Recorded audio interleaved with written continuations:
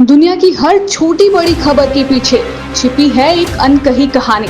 Breaking news से परे हम आपको दिखाते हैं खबरों की गहराई। अंतर कथा पर जानिए हर महत्वपूर्ण घटना का असली सार। अगर कोई आपको सिर्फ इसलिए मार दे क्योंकि आप अलग दिखते हैं, क्या उसे सिर्फ झगड़ा कहा जा सकता है? I am not Chinese, I am Indian. ये शब्द है उसके जो अपने ही देश के कुछ चंद लोगों को ये बता रहा था कि मैं भारतीय हूँ, इसी देश का हूँ। आज की ये कहानी किसी फिल्म की नहीं है। ये कहानी है एंजल चकमा की। एक 24 वर्ष का छात्र, एक बेटा, एक भाई और एक ऐसा नाम जो आज एक सवाल बन चुका है। आज के एपिसोड में हम बात करेंगे आखिर एंजल चकमा कौन था।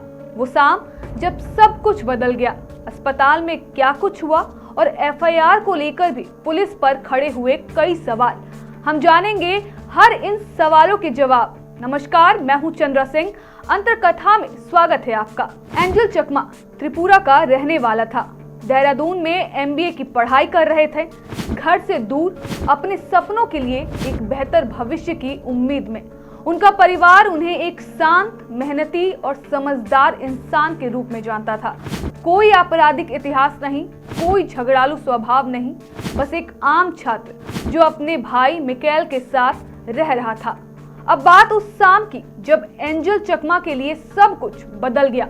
9 दिसंबर 2025 की शाम एंजल अपने भाई मिकेल के साथ एक छोटी दुकान के पास खड़े थे। तभी कुछ लोग वहां आए और बिना किसी उकसावे के उनके साथ बदतमीजी करने लगे। आरोप है कि हमलावरों ने एंजल और मिकेल को नस्लीय और अपमानजनक शब्द कहे, जैसे चाइनीज, चिंकी और मोमो। ये शब्द अक्सर पूर्वोत्तर भारत के लोगों के खिलाफ गलत धारणाओं और नस्ली नफरत को दर्शाने के लिए इस्तेमाल किए जाते हैं। प्रत्यक्षदर्शियों के अनुसार एंजल ने शुरुआत में स्थिति को शांत रखने की कोशिश की। उन्होंने ये भी कहा कि हम कोई चाइनीज नहीं, हम भारतीय हैं। उन्होंने बहस से बचने और बातों को सुलझाने का प्रयास किया ताकि मामला आगे ना बढ़े, लेकिन इसके बावजूद आरोपियों का व्यवहार और अधिक आक्रामक होता गया। देखते ही देखते मौखिक बहस ने हिंसक रूप ले लिया और एंजल तथा उनके भाई पर हमला कर दिया गया। हमले के दौरान एंजल को गंभीर चोटें आई। उन्हें कई जगह गहरे जख्म लगे, साथ ही गर्दन और पीठ पर भी गंभीर चोटें आई। उनके भाई मिकेल के अनुसार एंजल पर चाकू से वार किया गया और उनके भाई पर सर के पीछे वार किया गया। घटना के बाद एंजल वहीं पर गिर गया। घटना के बाद उन्हें तुरंत अस्पताल ले जाया गया, जहां डॉक्टरों ने उनकी हालत को नाजुक बताया। एंजल को गहन चिकित्सा में रखा गया और लगातार इलाज चलता रहा। करीब 17 दिनों तक एंजल ने अस्पताल में जिंदगी और मौत के बीच संघर्ष किया। डॉक्टरों ने उन्हें बचाने की पूरी कोशिश की, लेकिन उनकी चोटें अत्यंत गंभीर थी। अंततः 26 दिसंबर 2025 को इलाज के दौरान एंजल ने दम तोड़ दिया। यह घटना केवल एक व्यक्ति की मौत नहीं, बल्कि समाज में मौजूद नस्लीय भेदभाव और नफरत की गंभीर समस्या को उजागर करती है। इस मामले ने लोगों के बीच गहरा आक्रोश पैदा किया और पूर्वोत्तर भारतीय समुदाय की सुरक्षा और सम्मान को लेकर एक बार फिर सवाल खड़े कर दिए। सवाल तो पुलिस प्रशासन पर भी खड़े हो गए हैं, क्योंकि जैसे ये मामला एफआईआर और पुलिस स्टेशन तक पहुंचा तो उनके जवाब ने एक नया विवाद खड़ा कर दिया। एंजल के भाई मिकेल ने घटना के तुरंत बाद पुलिस में शिकायत दर्ज कराई थी, लेकिन परिवार का आरोप है कि पुलिस ने इस शिकायत पर समय रहते कार्रवाई नहीं की और एफआईआर दर्ज करने में अनावश्यक देरी की। परिवार का कहना है कि अगर शुरुआत में ही एफआईआर दर्ज कर ली जाती तो मामले की जांच और आरोपियों की गिरफ्तारी पहले हो सकती थी। काफी दबाव और विरोध के बाद अंततः पुलिस ने एफआईआर दर्ज की। जांच के दौरान पुलिस ने कुल 7 संदिग्धों की पहचान की, जिनमें से 5 आरोपियों को गिरफ्तार कर लिया गया है। हालांकि एक आरोपी गिरफ्तारी से बचते हुए नेपाल भाग गया। पुलिस का कहना है कि फरार आरोपी की तलाश जारी है और उसके खिलाफ कानूनी कार्रवाई की जा रही है। इस पूरे मामले को लेकर पुलिस की कार्यशैली पर सवाल उठे हैं और न्याय की मांग को लेकर परिवार लगातार आवाज उठा रहा है। वहीं एंजल के पिता बीएसएफ में हेड कांस्टेबल हैं तरुण प्रसाद चकमा। इस हादसे के बाद वो टूटे नहीं बल्कि सवालों से भरे हुए हैं। तरुण प्रसाद चकमा, उनका कहना है कि पूर्वोत्तर से हमारे बच्चे पढ़ाई और काम के लिए दिल्ली, मुंबई, बेंगलुरु जैसे शहरों में जाते हैं। क्या उनका कसूर सिर्फ इतना है कि वे अलग दिखते हैं? हम भी भारतीय हैं तो हमारे साथ अलग व्यवहार क्यों? यह सिर्फ एक पिता का दर्द नहीं, यह उस भरोसे की मौत है जो हर माँ बाप अपने बच्चों को देश के किसी भी कोने में भेजते समय करता है। सवाल बस इतना है कि क्या भारत में नागरिकता का पैमाना चेहरा तय करता है? क्या पूर्वोत्तर से होना आज भी शक की निगाह से देखा जाता है? तो क्या हम ये कह सकते हैं कि यह नस्लीय यानी रेशियल डिस्क्रिमिनेशन हमला था? ये मामला नस्लीय हमले को लेकर दो अलग अलग दृष्टिकोण सामने लाता है जिनके बीच स्पष्ट मतभेद दिखाई देता है। जहां आरोप लगाने वालों की राय में एक पक्ष का कहना है कि यह मामला नस्लीय पूर्वाग्रह से प्रेरित था। पीड़ित एंजल और उनके भाई के परिवार, दोस्तों और व्यापक समुदायों का आरोप है कि उन्हें उनके पूर्वोत्तर भारतीय शारीरिक रूप और पहचान के कारण पहले मौखिक रूप से अपमानित किया गया और फिर उन पर शारीरिक हमला किया गया। इस पक्ष का मानना है कि यह घटना पूर्वोत्तर भारत से आने वाले लोगों के खिलाफ मौजूद नस्लीय भेदभाव को उजागर करती है। द इकोनॉमिक टाइम्स के रिपोर्ट के अनुसार समुदाय का कहना है कि यह केवल एक सामान्य झगड़ा नहीं था बल्कि पहचान के आधार पर किया गया हमला था।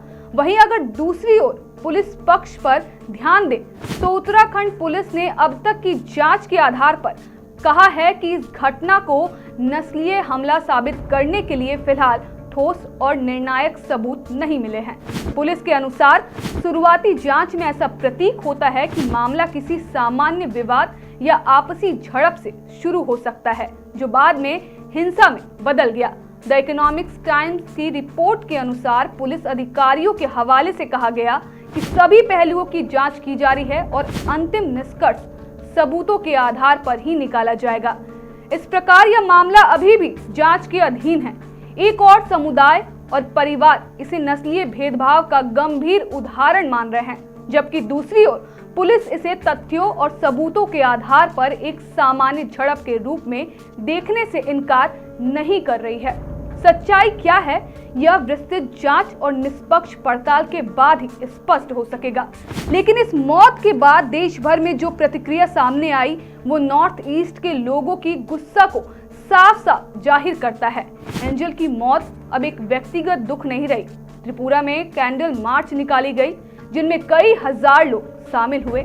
वहीं छात्र संगठनों का प्रदर्शन भी देखने को मिला।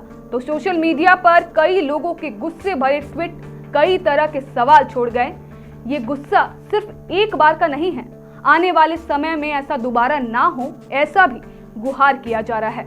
जिनमें एंजल के पिता ने एक बयान में कहा कि जो घटना उनके बेटे के साथ हुई है ऐसी दुर्घटना नॉर्थ ईस्ट के किसी भी बच्चों के साथ ना हो।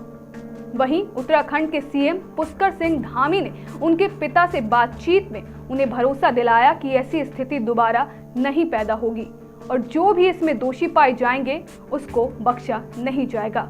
चकमा जी कैसे हैं तरुण जी? बहुत हमारा एक्चुअली में बहुत ही दुखद घटना हुआ। हम बहुत दुखी हैं इससे और इस पर हमने बहुत सख्त कार्रवाई के लिए कहा है यहाँ पर, है ना। और पांच लोग जो भी इसमें थे बदमाश, 5 गिरफ्तार कर लिए गए हैं जो भी इस घटना में जिन्होंने भी अपराध में किया है। और एक कोई नेपाल का था, शायद वो नेपाल भागा हुआ है, कहाँ है, तो उसके ऊपर इनाम यहाँ घोषित हमने कर दिया है और उसको पकड़ने के लिए भी टीम वहाँ पर भेज दी गई है पुलिस की ना। लेकिन चलिए अब ये तो सब हो ही जाएगा, लेकिन बहुत दुखद है और हम बहुत दुखी हैं। मतलब सच में बहुत कष्ट है हमको और मैं समझ सकता हूँ आपका बहुत कष्ट है, परिवार में बहुत कष्ट है और थोड़ा सा हिम्मत करिए। और क्या कहें, बहुत आपके लिए, एक पिता के लिए इससे ज़्यादा कष्ट और क्या हो सकता है ना। माता पिता के लिए आपके परिवार में बहुत कष्ट, बहुत दुख है, बहुत अनहोनी है हम भगवान से यही प्रार्थना करेंगे और इन जो भी लोग इसके दोषी हैं उनको हम लोग कड़ी से कड़ी सज़ा दिलाएंगे। हाँ, मैंने उनसे भी बात किया था, हमारे जो मुख्यमंत्री जी हैं डॉक्टर मानिक शाह जी से भी परसों मेरा बात हुआ था, उनका भी फ़ोन आया था और माननीय गृह मंत्री जी का, रक्षा मंत्री जी, सभी लोगों ने बात किया है मुझे, है ना। एंजल चकमा की हत्या अब सिर्फ एक आपराधिक मामला नहीं रही, यह राजनीतिक बहस बन चुकी है। विपक्ष इसे नफरती अपराध कह रहा है। लोकसभा में नेता प्रतिपक्ष राहुल गांधी और राज्यसभा सांसद कपिल सिब्बल सरकार की खामोशी पर सवाल उठा रहे हैं, लेकिन सवाल अब भी वही है, क्या इंसाफ सिर्फ कुछ चेहरों के लिए होता है, या फिर एंजल की कहानी हमें आईना दिखा रही है कि समानता आज भी सिर्फ संविधान में लिखी एक पंक्ति है। वहीं कई नेताओं के बयान भी आए। कई लोगों ने कहा ये सिर्फ एंजल की मौत नहीं है, ये भारत में नस्लवाद की सच्चाई है। कुछ ने इसे संविधान और एकता पर हमला कहा। अब बड़ा सवाल ये है कि आखिर हम किस समाज में जी रहे हैं। ये कहानी हमें असहज करती है क्योंकि ये सवाल पूछती है, क्या अलग दिखना आज भी खतरा है? क्या हम वाकई समानता में विश्वास करते हैं, या फिर नस्लवाद सिर्फ शब्दों में गलत है, जमीन पर नहीं? पूर्वोत्तर भारत है, उनके चेहरे, भाषा, संस्कृति कम भारतीय नहीं है। एंजल आज हमारे बीच नहीं रहे, लेकिन वो क्या छोड़ गए? एंजल चकमा की मौत एक बहस नहीं होनी चाहिए, ये एक जागृति होनी चाहिए। चाहे पुलिस की जांच क्या कहे, चाहे कोर्ट क्या फैसला दे, एक युवा का जीवन चला गया और हमें ये तय करना होगा कि क्या हम इसे भूल जाएंगे या इससे कुछ सीखेंगे। इंसाफ सिर्फ अदालत में नहीं होता, इंसाफ समाज के व्यवहार से भी होता है। अगर आप मानते हैं कि हर इंसान सुरक्षित महसूस करने का हकदार है, तो इस कहानी को शेयर कीजिए। एंजल चकमा को वापस नहीं ला सकते, लेकिन शायद किसी और एंजल को बचा सकते हैं।